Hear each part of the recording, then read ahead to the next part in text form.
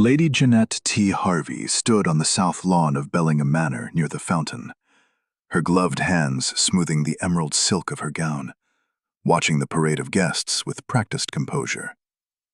At 24, she possessed the kind of beauty that made hostesses vie for her presence: chestnut hair arranged in lustrous ringlets that caught the afternoon light, eyes that shifted between gray and green depending on her mood, and a posture that spoke of both breeding and intelligence.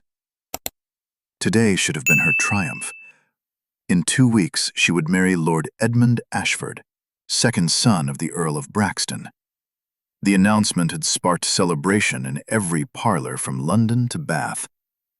Edmund was handsome, charming, witty beyond measure, and most importantly, he had pursued her with relentless devotion.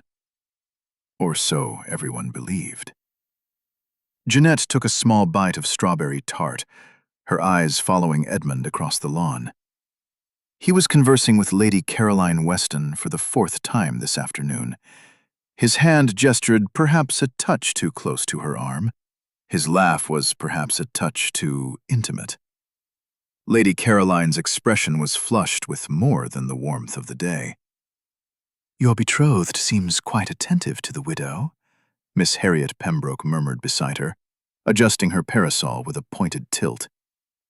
Harriet had been Jeanette's companion since their shared season 3 years ago, and she had never trusted Edmund Ashford. "Indeed," Jeanette replied neutrally, setting down her plate. "Jeanette, you cannot possibly—" "I can and I shall," Jeanette interrupted softly. "Please, Harriet, not here." But Harriet's concern was written plainly across her face. For the past 3 weeks, whispers had circulated. Lord Edmund Ashford, seen entering a notorious gaming hell on Pickering Street well after midnight. Lord Edmund Ashford borrowing substantial sums from moneylenders whose names weren't spoken in polite company. Lord Edmund Ashford courting the very wealthy Lady Caroline Weston with gifts and attention that belonged to his fiancée. Jeanette had had every whisper.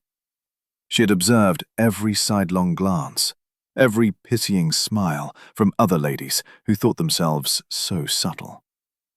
She had investigated her fiancé with clear eyes and a determined mind. She had been a fool. Not for missing the signs, those she had seen clearly enough 3 days ago when she'd searched his study. No, her foolishness lay in the choice she had made 18 months prior, when she'd chosen Edmund's passionate declarations over another man's quiet certainty. The musicians paused between songs, and Edmund finally extracted himself from Lady Caroline's company before making his way toward Jeanette. He was undeniably handsome. Sandy hair that fell just so across his forehead, blue eyes that sparkled with perpetual amusement, the kind of fine-boned features that belonged in portrait galleries. He moved with the easy confidence of a man who had charmed his way through every difficulty in his life. "My dearest Jeanette," he said, bowing over her hand. His smile was bright but somehow hollow. "You look absolutely enchanting today." "Thank you, Edmund. You seem to be enjoying the society." "Lady Caroline is pleasant enough company," he said dismissively, "though she pales beside you, naturally." "Naturally," she echoed. Something flickered across his face, surprise perhaps at her turn. Then his expression smoothed into practiced warmth. "I wonder, my dear, if we might take a turn through the rose garden. There's something of importance I wish to discuss with you." Jeanette's pulse quickened, but her face remained serene. "Of course." They walked along the gravel path toward the rose arbor, where other couples strolled at respectable distances, maintaining proper decorum. Edmund led her to a more secluded bench near the climbing roses, their perfume heavy in the warm air. "Jeanette," he began, and she heard the rehearsed quality in his voice.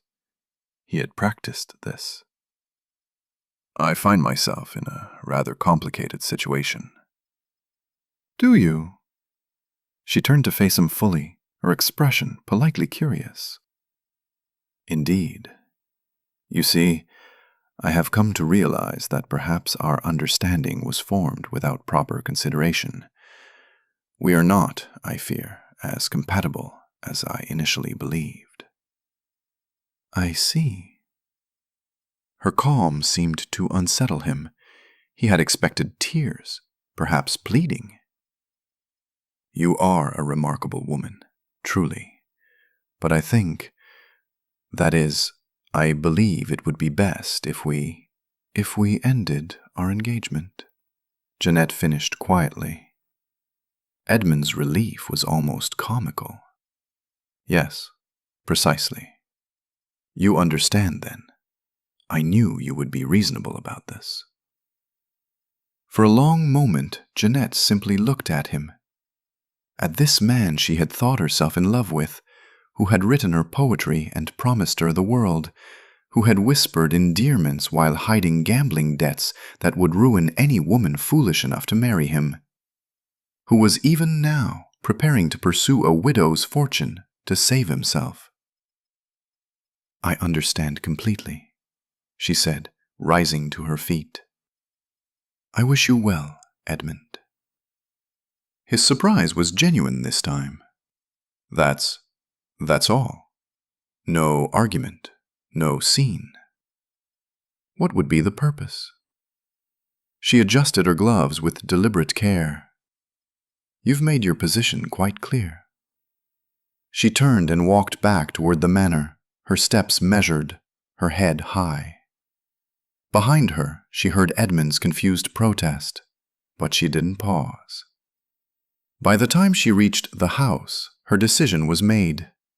She would not stay for the aftermath. She would not endure the pitying glances and the whispered speculation. She would not give society the satisfaction of witnessing her humiliation. Lady Jeanette T. Harvey would simply disappear. By the time the sun began its descent toward the western hills, Lady Jeanette T. Harvey had already slipped through the servants' entrance of Bellingham Manor. No tearful farewells, no dramatic proclamations, just the quiet rustle of emerald silk as she climbed into a hired coach waiting at the edge of the property, her small travelling case already secured. In her reticule, sealed with wax, rested 2 letters. One for her parents, brief and matter-of-fact. "The engagement is ended. I require time away from society. Do not worry for me. I am quite safe. Your devoted daughter, Jeanette." The other for the hostess, Lady Bellingham, apologizing for her sudden departure due to an urgent family matter. Both letters would be discovered within the hour. Neither would satisfy anyone's curiosity. The coach rolled through the countryside as afternoon faded into evening. Jeanette watched the familiar landmarks of her former life recede.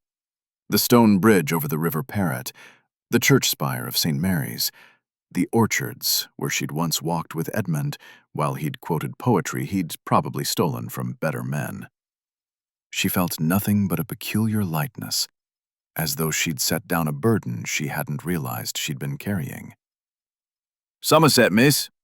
the driver had asked when she'd hired him at the village posting inn, his weathered face carefully neutral at the sight of a gentlewoman traveling alone with minimal luggage. "Yes, Ashwood Cottage, near Dulverton." The family's old hunting box, unused for years since her father had taken up residence in London full-time. It was modest, remote, and most importantly, forgotten by everyone who mattered. The journey took 6 hours. By the time they arrived, full darkness had fallen, and the cottage loomed like a shadow among the trees. Jeanette paid the driver handsomely for his discretion and his promise to send word to the village that someone would need to open the house and stock the larder. The key was where it had always been, beneath the 3rd stone from the left of the front step. Inside, dust sheets covered furniture that hadn't been sat upon in 5 years. The air smelled of must and old wood, and abandonment.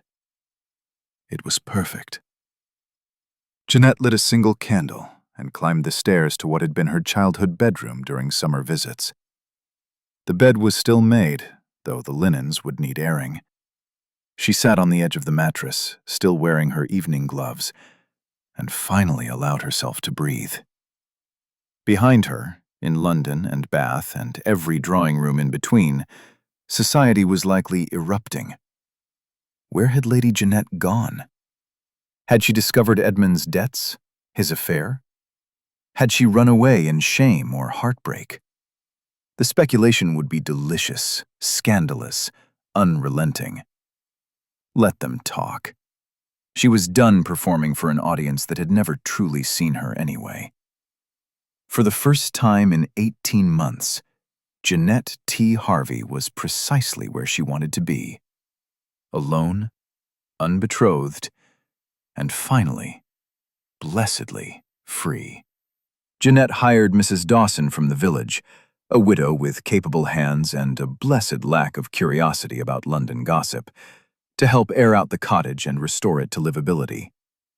Together they beat dust from curtains, polished tarnished silver, and coaxed life back into the neglected kitchen garden, where herbs had gone wild among the weeds. Jeanette discovered she had a talent for simple tasks. There was satisfaction in kneading bread dough, in pulling carrots from dark earth, in mending a torn curtain with careful stitches. These were accomplishments she could see and touch, unlike the endless social performances of her former life, where success was measured in envious glances and strategic invitations. She read voraciously from her father's forgotten library, philosophy, history, novels she'd never had time for during the relentless carousel of seasons and balls. She walked the surrounding woods until her half-boots were caked with mud and her cheeks flushed with color no lady of quality should possess. She slept deeply and woke without the tight knot of anxiety that had lived in her chest for months. It was during these quiet days that memories surfaced unbidden. Not of Edmund. She was surprised how little she thought of him, but of another man entirely. Scott C. Parton, Duke of Thornhill. She had known him for 3 years, though known was perhaps too strong a word.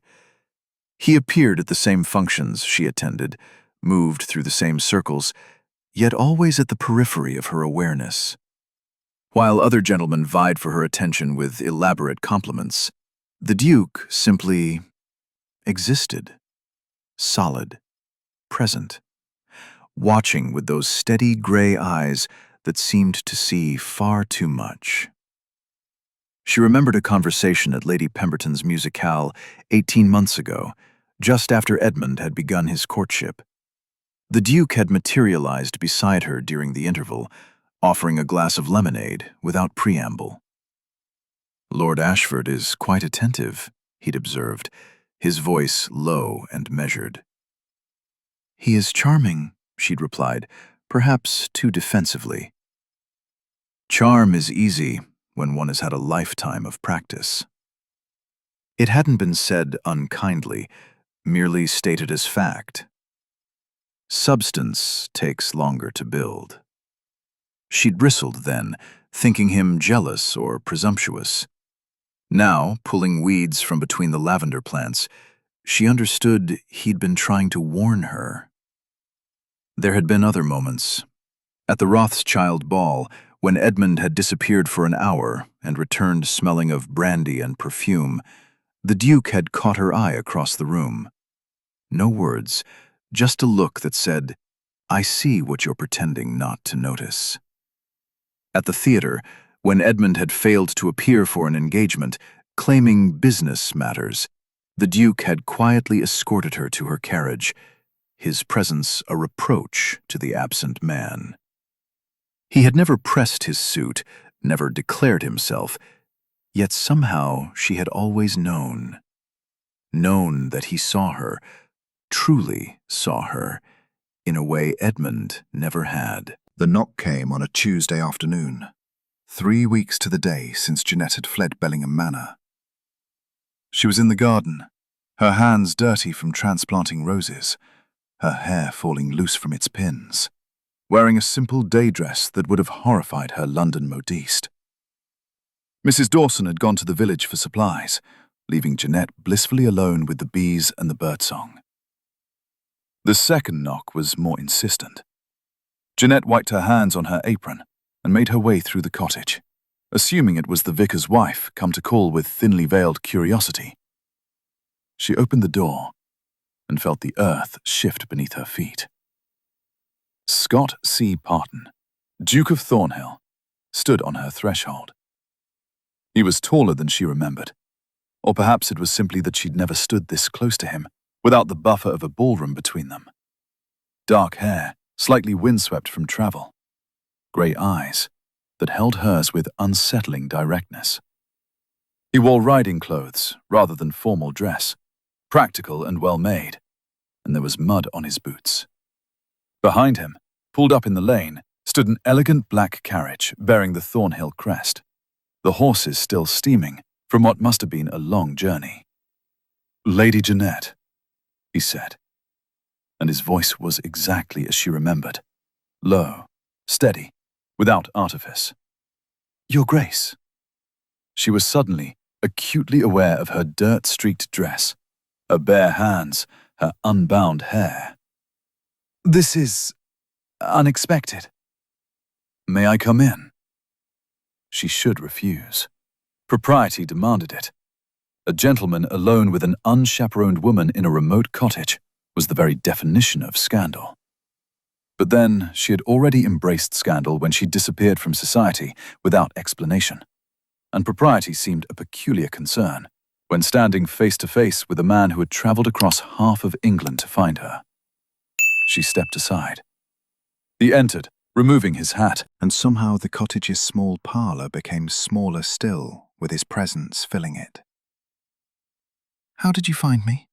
she asked, gesturing for him to sit. He remained standing. "Your father mentioned this cottage once, years ago, when discussing his family's properties. I took an educated guess." He paused, studying her with an intensity that should have been uncomfortable, but somehow wasn't. "I hoped you would choose somewhere safe, rather than somewhere distant." "Why are you here?" "Because 3 weeks ago you vanished from a garden party, and London has spoken of little else since. Because Lord Ashford has been spreading carefully crafted lies about mutual dissolution and incompatibility. Because your name is being whispered in drawing rooms by people who understand nothing of what actually happened." His jaw tightened almost imperceptibly. "And because I have waited 3 years for you to see what was standing in front of you. I will not wait any longer." Jeanette stared at him, certain she had misheard. "I beg your pardon?" "I am not a man who speaks in riddles, Lady Jeanette, so I will be direct." The Duke took a step closer, and she caught the scent of leather and something cedar-like, clean and masculine. "I have admired you for 3 years. Not the performance you gave for society, though you wore that mask admirably. I admired the woman I glimpsed beneath it. The one who debated political philosophy at dinner parties when she thought no one was listening. Who defended her maid when Lady Hartwick criticized the girl's family. Who read Voltaire when other ladies pretended books made them faint." Heat crept up Jeanette's neck. She had not realized anyone had noticed those moments. "Your Grace." "I watched you choose Edmund Ashford," he continued, his voice never rising, yet somehow filling the room. "A man whose poetry was borrowed, and whose affections were for sale to the highest bidder. I watched you ignore every warning because you wanted to believe in romance rather than reality. I wanted to stop you. I nearly did, a dozen times." His expression softened, almost imperceptibly. "But you would not have listened. You needed to learn that lesson yourself." "How generous of you to allow me my mistakes," she said, tartness creeping into her tone. It was not generosity. It was torture. He moved to the window, looking out at the garden she had coaxed back to life. But now you are here, free of that fool, and I find I cannot wait any longer to say what I should have said 3 years ago. The silence stretched between them, taut as a bowstring. Jeanette's heart hammered against her ribs. He turned to face her again. Marry me. You cannot be serious. I have never been more serious about anything in my life. He took another step toward her, and she found she could not move away. I am not offering you poetry or passionate declarations. I am offering you honesty, partnership, a marriage built on mutual respect rather than illusions. I can offer you protection from scandal. The Duke of Thornhill's wife is beyond reproach, regardless of how she came to that position. I can offer you freedom, to be the woman you actually are, rather than the one society demands. And I can offer you my regard, my loyalty, and my word that I will never lie to you or betray you. You barely know me, she whispered. I knew you better than Edmund Ashford ever did. Better, perhaps, than you know yourself. His grey eyes held hers. I know you are brave enough to walk away from a disaster, intelligent enough to recognize your own worth, and strong enough to survive alone. But I'm asking you not to. I'm asking you to choose something real this time. Jeanette's hands trembled. This is madness. Perhaps. Will you answer me? Jeanette said yes. Not immediately. She made him wait through a pot of tea and 2 hours of brutally honest conversation about expectations, autonomy, and what marriage would actually mean. But when the sun began its descent and the Duke still sat across from her in the cottage's small parlor, answering every question with the same unflinching directness, she finally spoke the word that would change everything. Yes. They departed the following morning. Mrs. Dawson was paid generously for her discretion and promised additional funds would arrive for closing the cottage properly. Jeanette packed the few belongings she'd brought, along with several books from her father's library she couldn't bear to leave behind. The Duke handed her into his carriage with the same careful courtesy he might show the Queen herself, then settled across from her as the vehicle lurched into motion. The first hour passed in silence. Jeanette watched the Somerset countryside roll past, acutely aware of the man seated opposite her, her future husband. The phrase felt strange, surreal, yet somehow less frightening than it had with Edmund. You are having second thoughts, the Duke observed quietly. I am having many thoughts, most of them second, third, and fourth. She turned from the window to meet his gaze. This is rather unconventional. Would you prefer I had courted you properly? Called upon you at your parents' home, brought flowers, made small talk about the weather? A hint of dry humor touched his expression. We both know that is theater. We have already moved past such performances. What if we discover we cannot stand each other? Then we will have an honest marriage, which is more than most of society can claim. He leaned forward slightly, resting his forearms on his knees. Ask me what you truly wish to know, Jeanette, not the polite questions. The real ones. She took a breath. Why did you never marry before now? You are 30, a duke, perfectly eligible. You could have had your pick of any woman in England. Because I did not want any woman in England. I wanted you. His answer was simple, devastating in its sincerity. Waiting seemed preferable to settling. What if I cannot love you the way you wish? I am not Edmund Ashford. I do not require passionate declarations or romantic gestures. I require honesty, partnership, and your willingness to build something real together. Love, if it comes, will come in its own time. He paused, something vulnerable flickering across his features. But I will not lie and claim I do not hope for it. They talked through the afternoon, about his estate, her love of reading, his responsibilities in Parliament, her frustrations with society's limitations on women. They spoke of disappointments and fears, of the marriages they had witnessed that had become prisons, and the few they had seen that had become partnerships.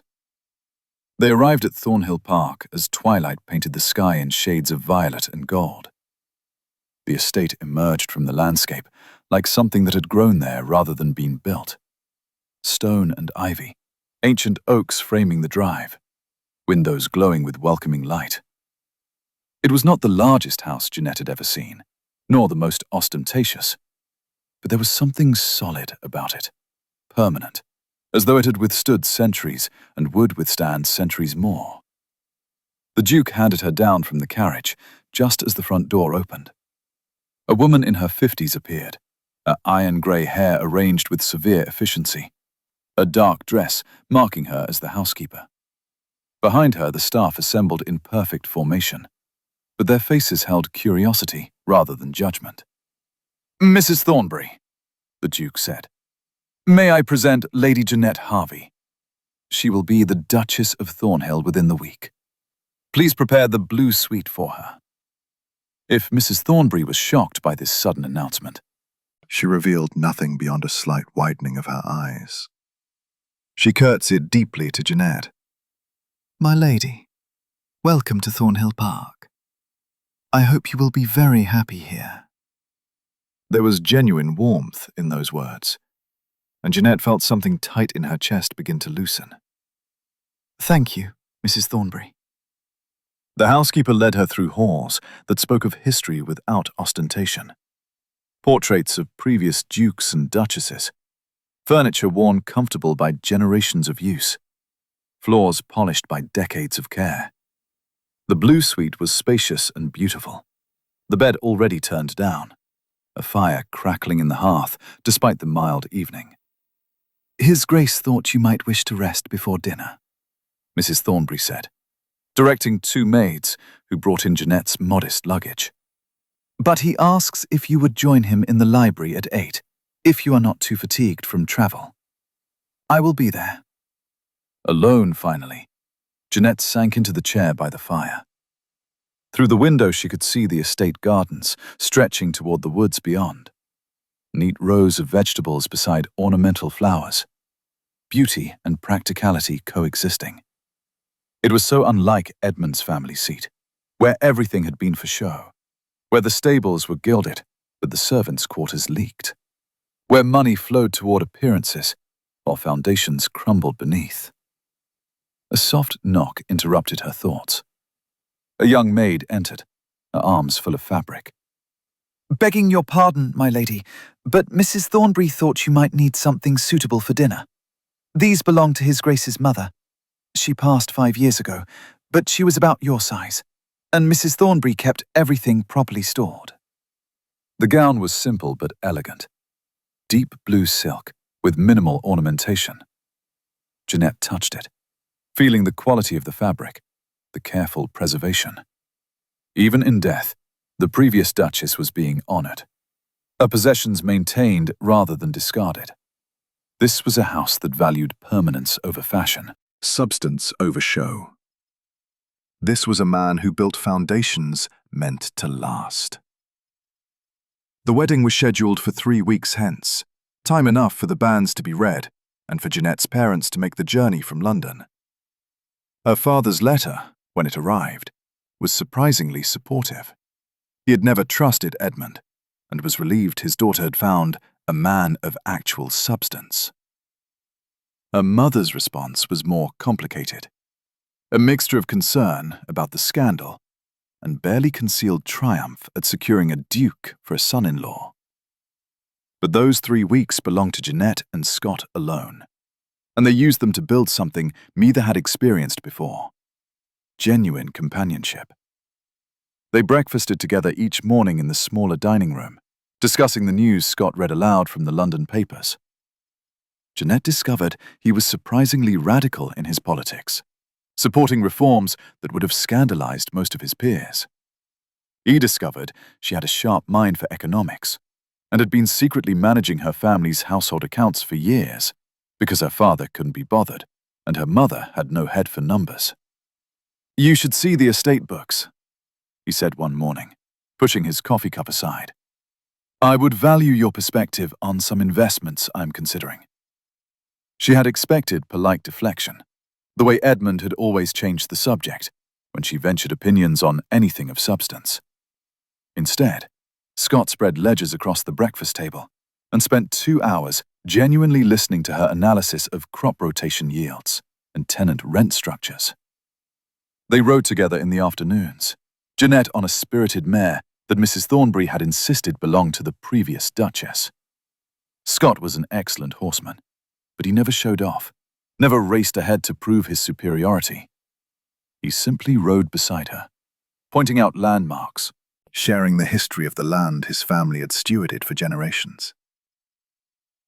In the evenings, they retreated to the library, where they debated philosophy and literature with an intensity that sometimes grew heated. Scott argued for Locke's rationalism, while Jeanette defended Rousseau's romanticism. And when their discussion grew too passionate, they would both suddenly laugh at the absurdity of nearly quarreling over dead French philosophers. "You are not what I expected," she admitted one night, curled in a chair by the fire, while he sat at his desk reviewing correspondence. He looked up, one eyebrow raised. "Disappointed?" "Terrified," she said honestly, "because I am beginning to care for you, and that makes this real in a way I did not anticipate." Scott set down his pen and crossed the room to her. He knelt beside her chair, taking her hand in his. "I have cared for you for 3 years, Jeanette. Caring grows deeper when it is returned, but it does not frighten me. It is what I have hoped for." She touched his face, tracing the line of his jaw. "I think I am falling in love with you, and it is nothing like what I felt for Edmund. This feels like coming home." "Good," he said simply, and kissed her palm. "That is precisely what it should feel like." They married on a Wednesday morning in the small chapel on the estate, with only Jeanette's parents, Mrs. Thornbury, and the local vicar in attendance. Jeanette wore ivory silk and carried wildflowers from the estate garden. Scott wore his finest coat and looked at her as though she were the only woman who had ever existed. The ceremony was simple, the vows traditional, but when he slipped the ring onto her finger, Jeanette felt the weight of a promise she knew he would keep. The honeymoon lasted exactly 4 days, before duty called them back to London. Parliament was in session, and the Duke had responsibilities he could not ignore. More pressingly, the scandal of Jeanette's disappearance and sudden marriage needed to be addressed before it calcified into something that would follow them forever. "We face them together," Scott said, as their carriage rolled through the London streets toward his townhouse in Mayfair. "You are the Duchess of Thornhill now. That title carries weight enough to weather any storm." The first test came within hours. Lady Catherine Pemberton called, was admitted to the drawing room, and stood staring at Jeanette as though she had returned from the dead. "You married the Duke of Thornhill," Catherine said without preamble. "I did. Edmund is telling everyone you ran away because you discovered some imagined slight, that the engagement ended by mutual agreement, that you were always slightly unstable." Catherine's expression was fierce. "I have been defending you at every turn, but Jeanette, you simply vanished. No one knew where you had gone or if you were safe." "I am sorry I worried you." Jeanette took her friend's hands. "But I am not sorry for what I did. Edmund Ashford was a liar and a fraud, and I refused to give society the spectacle of watching me be humiliated. So I chose a different path." Catherine looked between Jeanette and the Duke, who had entered the room and now stood beside his wife, with quiet solidarity. Something shifted in her expression. Understanding, perhaps, or approval. Well, you certainly chose well this time. The ball they hosted 3 weeks later was the true test. Every invitation was accepted, though whether from genuine goodwill or morbid curiosity, Jeanette could not say. She wore deep sapphire silk, but matched her new sapphire necklace, the Thornhill family jewels that Scott had presented to her without ceremony, saying simply, "They're yours now." They opened the ball together, and Jeanette felt every eye in the room upon them. But Scott danced with her as though they were alone, and when the music ended, He did not release her hand, but kept it clasped in his as they greeted their guests. People noticed. They noticed the way he looked at her, the way she smiled at him without artifice, the way they moved through the evening as partners, not performers. By evening's end, the whispers had changed.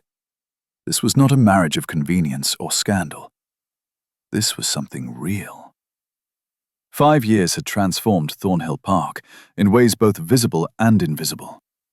The rose garden Jeanette had planted now bloomed in riotous abundance each summer. The library held twice as many books, their collection growing with each visit to London. And in the nursery on the 3rd floor, 2 children, William, aged 3, and Eleanor, barely 18 months, filled the ancient house with laughter that echoed through halls that had been too quiet for too long. Jeanette stood at the nursery window, watching Scott walk across the lawn with William perched on his shoulders, the boy's delighted shrieks carrying on the evening breeze. Eleanor napped in her cradle behind her, one tiny fist curled against her cheek, in the exact same way her father slept. "They will ruin his coat," Mrs. Thornbury observed from the doorway, affection warming her practical tone. "His Grace was meant to attend the magistrates' meeting in an hour. He will make them wait," Jeanette said, smiling. "He always does when the children want him." It was true. The Duke of Thornhill, who commanded respect in Parliament and managed one of the largest estates in England with flawless efficiency, became utterly useless when his son demanded he examine a particularly interesting beetle, or his daughter needed to be rocked to sleep. Jeanette loved him more for it each day. That evening, after the children were asleep and the house had settled into comfortable quiet, Jeanette found Scott in the library. He was reading correspondence, but set it aside immediately when she entered, patting the seat beside him on the sofa. "Do you remember what you said to me?" she asked, settling against his shoulder. "That first day at the cottage, when you proposed." "I said many things. Most of them probably too direct." "You said love would come in its own time, if it came at all." She took his hand, threading her fingers through his. "You were wrong about that." He turned to look at her, one eyebrow raised in that familiar expression. "Oh?" "Love did not come in its own time.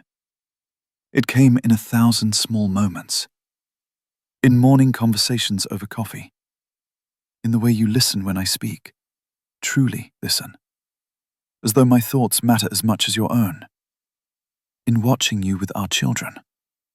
In every single day you have chosen me. And I have chosen you."